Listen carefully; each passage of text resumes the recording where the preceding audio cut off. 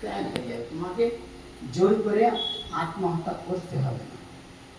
তখন শরীর তোমার চলে যাবে, পঞ্চভৌতিক শরীর, ক্ষিতি তেজ মরুদ্ভম, পাঁচটা তত্ত্ব এই পাঁচটা জায়গায় মিশে যাবে।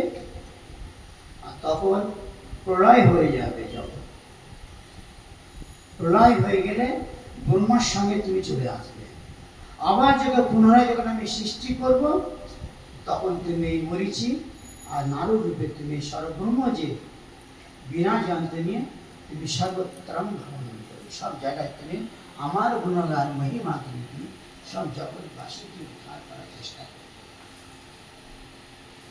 নারদ মহারাজ ওই 5 বছর বয়সে দর্শন পেয়েছে, কিন্তু আমাদের এত বছর হয়ে গেছে, এখন আমাদের জীবের লালসা, সাধারণ চা খাও ছাড়তে পারি না।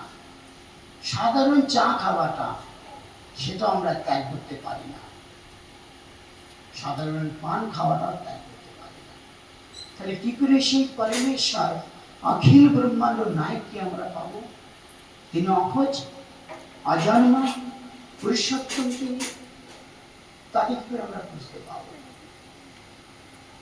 তাকে পেতে গেলে তার মধ্যে সৎ হতে হবে। কত জায়গা পড়ে তার মধ্যে সৎ হতে হবে। মনুষ্য জন্ম পেয়েছি আমরা, জন্ম সফল যার, কৃষ্ণ দর্শন যার, ভাগ্যে হয়ে আছে একবার। এই মনুষ্যের জন্মটা আমরা মনে করছি আমার পাবো, কোন আছে এভাবে যে পাবো আমরা? স্থিরতা আছে, বিশ্বাস আছে আমাদের মধ্যে? আমরা মনুষ্য জন্ম পাবোই আমরা? বলতে পারে বুকে হাত দিলে মরে যাওয়ার পর আমি আবার জন্মগ্রহণ করবো? বলতে পারবে?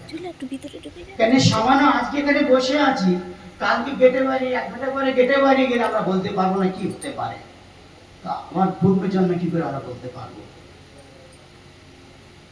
মানে আমরা সকল সময় কি হবে না, পুনরপি জননম পুনরপি মরণম পুনরপি জননী জঠরের শয়নম, এইটাই আমরা জেনে গেছি। মরে গেছে, মৃত্যু হয়ে যাবে, মৃত্যু হলে আবার জন্ম হবে। কি জন্ম হবো আমরা জানি না। এই জন্য বলছে ভাগ্য হয়ে আছে একবার। আমাদের ভক্তিবিনোদ ঠাকুর বলছেন, জন্ম সফল যার, কৃষ্ণ দর্শন যার, ভাগ্য হয়ে আছে একবার। বারবার ভাগ্য হয় না। মানুষের জন্ম বারবার ভাগ্য হয় না, আর কৃষ্ণ ভক্ত হওয়ার তারও বারবার ভাগ্য হয় না। অতএব হে দুর্বুদ্ধি, হে মনুষ্য, আমরা এই জন্মটা পেয়েছি, যা আমরা 84 লক্ষ জনকে ভোগ করেছি, আর কখনো করব না। শ্রীগুরুর কৃপায় ভেঙেছে স্বপন, বুঝেছি এখন তুমি যে আপন। শ্রীগুরুর কৃপায় আমরা বুঝতে পেরেছি এখন যে তুমি আমার আপন, আর কেউ আপন নেই জগতে। তুমি নিত্য, আমি তোমার সেবক, আমি নিত্য। তুমি আমার স্বামী, আমি তোমার, যে যারা ভাবের মনে করতে পারে, আমি তোমার দাসী দাস, স্ত্রী, সখী, যে যেমন সেবা, তার সেটা ভাব ওটাকে বলতে পারে না। এইটা যদি আমরা তার চরণে নিবেদন